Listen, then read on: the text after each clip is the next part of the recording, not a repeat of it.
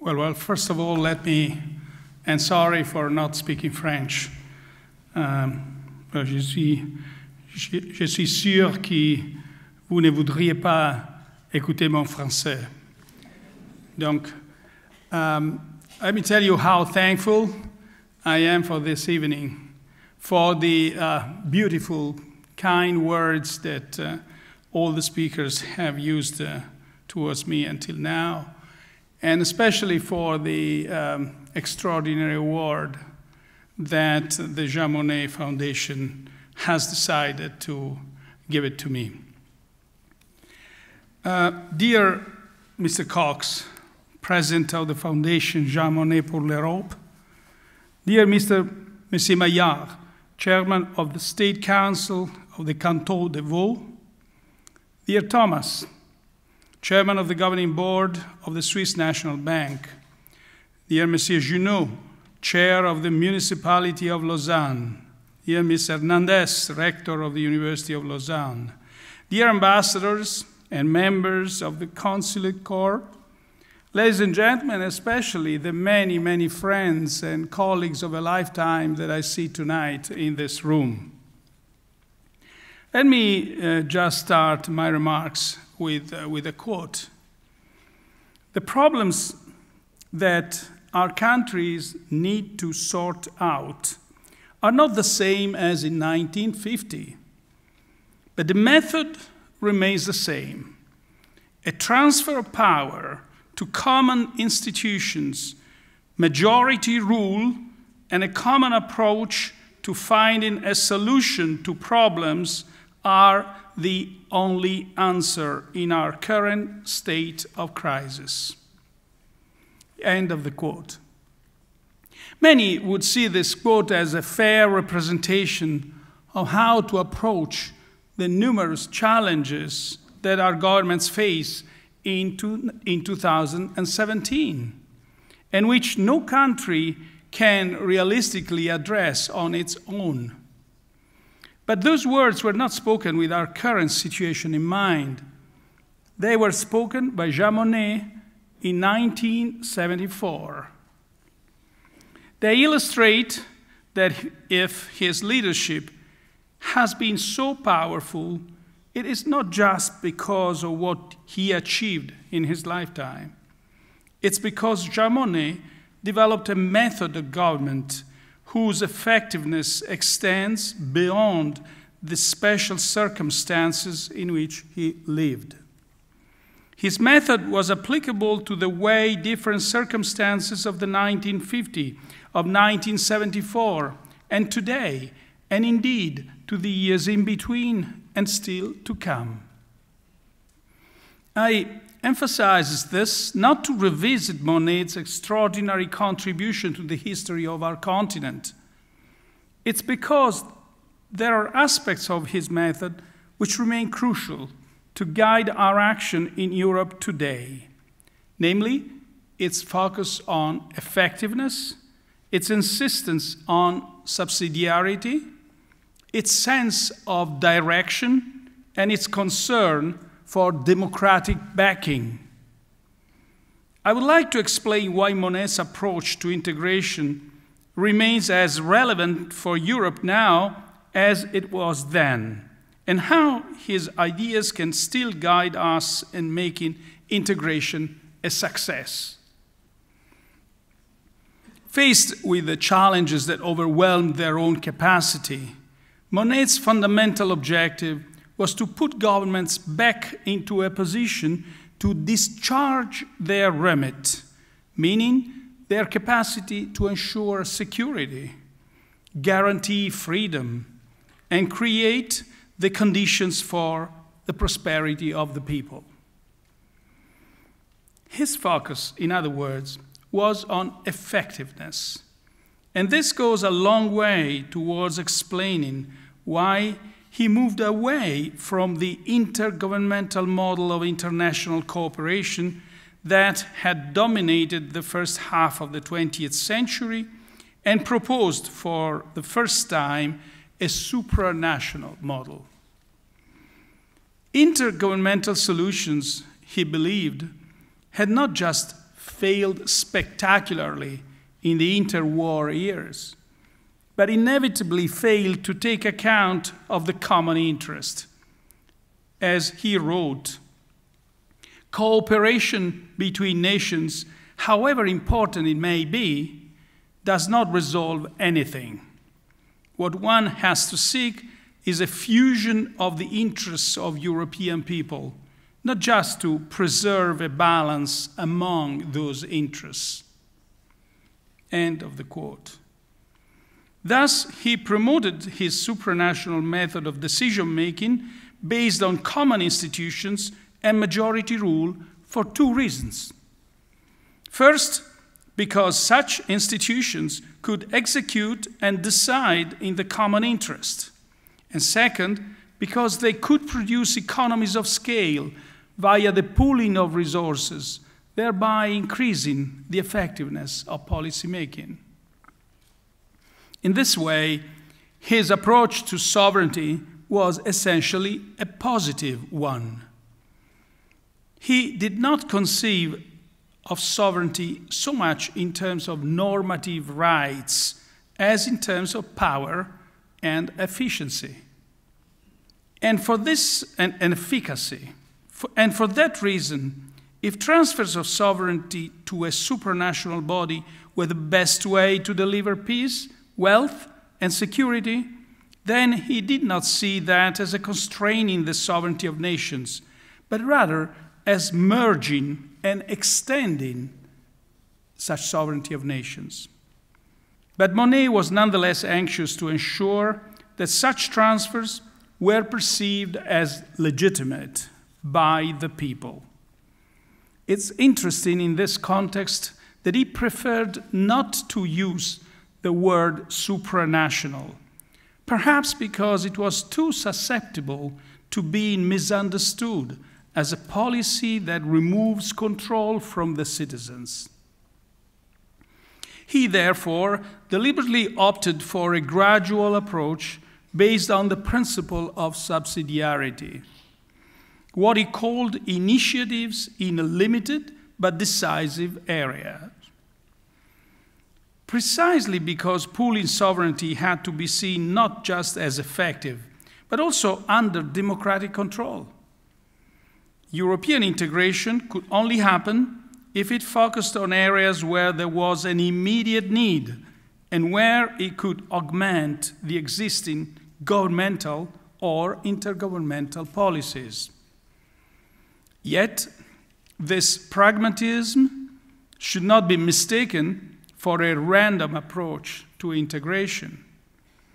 Monnet also argued that a clear sense of direction was vital to the overall trajectory, that, in his words, the route that we take is less important than the direction we travel in. Indeed, the fact that the Union in Europe began in the limited area of economic cooperation, coal and steel, doesn't mean that it was not intended to be a political union. For Monnet, economic integration was always a foundation of a political union, with a single market leading to the single currency and eventually a federation. Thus, from the very start, he affirmed the political nature of the European project and consequently the importance of the democratic underpinning of its institutions, insisting that the new pan-European executive be subject to the double scrutiny of parliamentary assembly and a fully fledged court of justice. He also advocated that the new institutions have the transparency of a house of glass, to use his words. Since then, the Monnet method of common decision-making within common institutions has spread across several fields in Europe. A growing number of countries have pooled sovereignty in a broad range of areas, including, as regards my own institution, money and banking supervision. Democratic controls have increased in tandem not least through the role of the European Parliament. But we know that European integration still raises doubts. Some question whether, with war in Europe now unthinkable, working together within common institutions remains the best solution to the nature of the challenges we face. Yet, if we apply Monnet's rationale for common action to make states more effective in delivering their remit, the answer to that question is clear. His approach is even more necessary now than it was then, and this is for three key reasons. The first is the relative decline in the weight of European countries in global affairs. In motivating the case for a common approach, Monnet wrote in 1954, again his words, "Our countries have become too small for today's world, faced with the America and Russia of today and the China and India of tomorrow." This was at the time when Europe represented 37% of global GDP and 13% of the world population. Today, these figures are 24% as far as GDP is concerned, and 7% for population. It has therefore become even more important that European countries are able to pool their resources and exploit economies of scale. The second reason is changes in the structure of international relations linked to technology and the environment. Over the last 60 years, the increased power of technology and the impact of humans on the natural environment have created an increasing number of areas where the traditional borders are being eroded. These include the spillovers of climate change, the effects on government budgets of more mobile capital, and terrorist threats that transcend physical and virtual borders. In each case, governments can only take effective action by acting together as a union. The third reason is our commitment to open trade. Open trade is not imposed on us by nature or not even by technology. But it has now become so profoundly crucial to our prosperity that no country can close itself off from trade without committing a profound act of self-harm. Indeed, 2/3 of European Union imports are raw materials, intermediary goods, and components needed for firms' production processes. This means that since trade has both benefits and costs, like other types of cross-border challenges, it is a condition that we have to manage together. Here again, we are more effective acting as a union at the European level because we can generate more wealth through a deep and integrated market while putting in place arrangements to contain unwanted spillovers and temper some of the redistributive consequences of openness. And at the global level, because our large single market gives us greater leverage in setting global rules. This is true in the World Trade Organization, in bilateral trade agreements, and even in the setting of global regulatory standards. The so-called Brussels effect means that the European Union has a great influence on the global rules across a range of areas, such as food, chemicals, and the protection of privacy, and thereby the European Union exports its values to the rest of the world. The point is clear. In a world where Europe's relative size is shrinking and where technology, the environment, and the market are permeating national borders, the case for acting together as a way to regain capacity is stronger than ever. European action has expanded so much since Monnet's day precisely because it has proved its necessity. And in the light of the new challenges we are facing, acting together as a union remains vital to delivering in the true interests of the citizens. This is an important point to remember when one hears opposition to the European Union couched in terms of regaining control.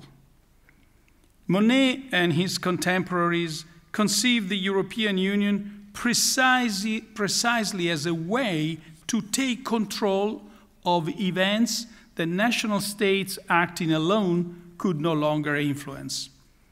And that remains the case today. So, why, if the case for European integration is only growing stronger, is anxiety about it growing stronger too? In part, such feelings are a result of misplaced blame. That is, the European Union being wrongly held responsible for decisions that belong to the member states. A case in point is monetary union, which is sometimes claimed to be the cause of low growth in parts of the euro area. Well, now, of course, the scene is changing. Yet, we have seen that for countries that implemented structural reforms and ran sound fiscal policies, the single currency has been no barrier to success. In fact, those that pursued the right policies have been able to reap the benefits of the euro in a more effective way.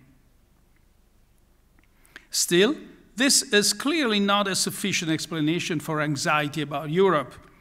We also have to ask ourselves if the integration process is delivering as much and as well as expected.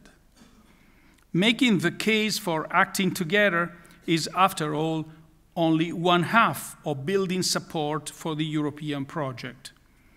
The other half is to do it well. And this is where the other key insights of Monnet method are essential. If we listen to what citizens in Europe are saying, there are three areas where improvements are needed. The first is to provide clarity of purpose to the European project.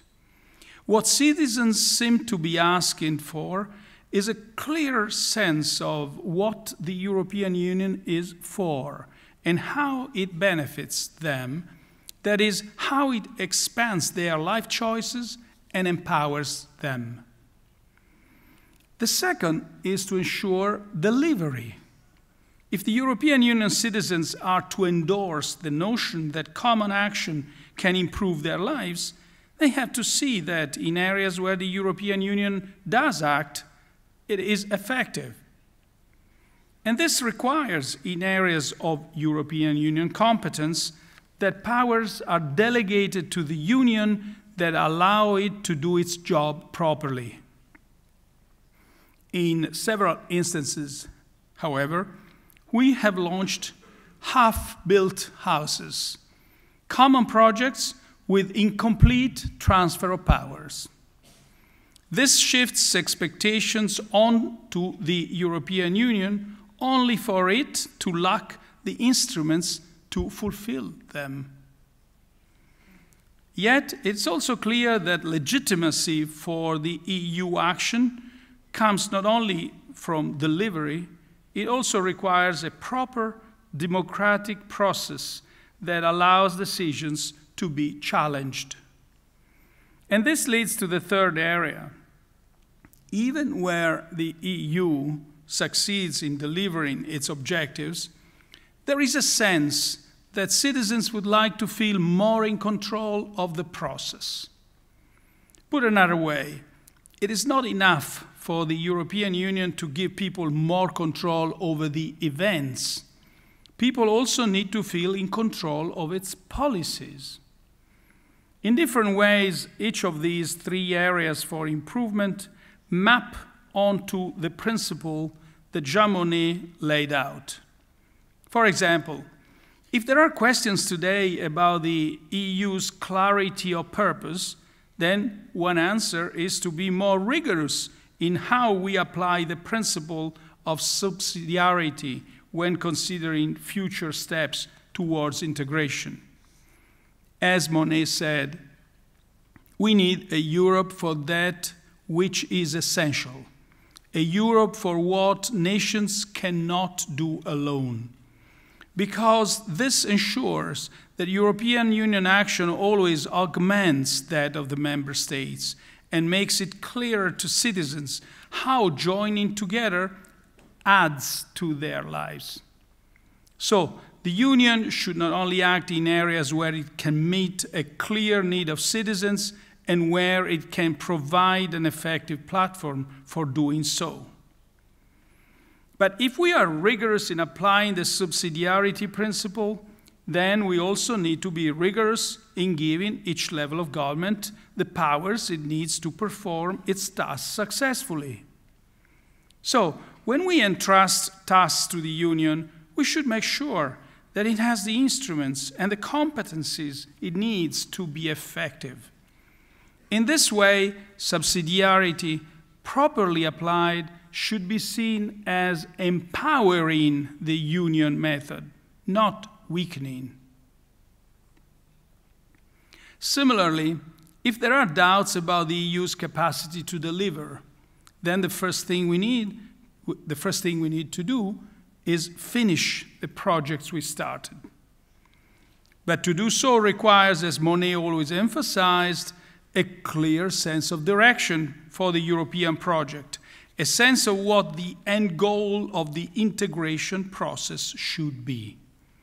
Simply put, to avoid being stuck in half-built houses, we need their final blueprints.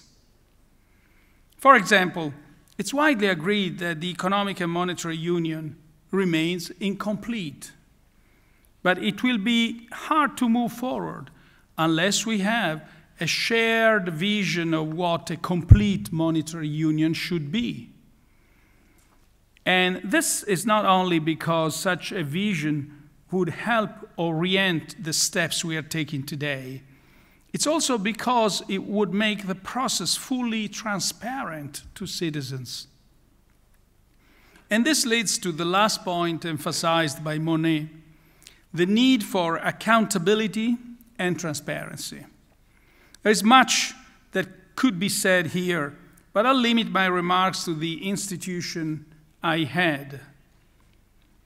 The ECB has been acutely aware that as its monetary policy has become more far-reaching and it has taken on a wider range of powers, it cannot justify its actions only in terms of its outcomes.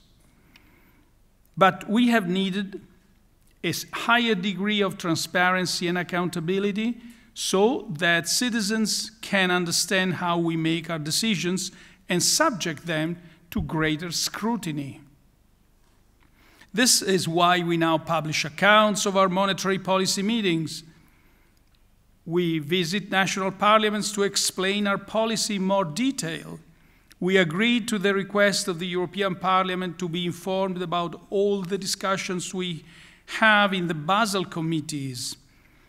And this is in addition to our regular press conferences, appearances before the European Parliament, and regular visits by MEPs, Member of European Parliament, to Frankfurt. I don't claim that these initiatives will be enough to answer all the concerns that European citizens have, but we are fully committed to demonstrating that we are answerable to them.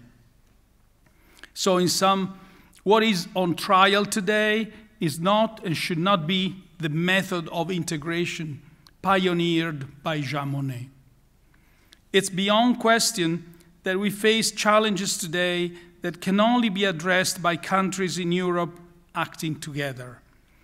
It is beyond question that in the right areas, Monnet's method has helped European governments regain control over events and exercise effective sovereignty. And it's highly likely that the number of challenges that require such an approach will only rise. What is being tested, however, is our ability to manage integration in a way that not only delivers output legitimacy, but also a European affectio societies, affectio societatis. And that should encourage us to listen to the questions that are being asked of Europe and to be ambitious in responding to them. Thank you.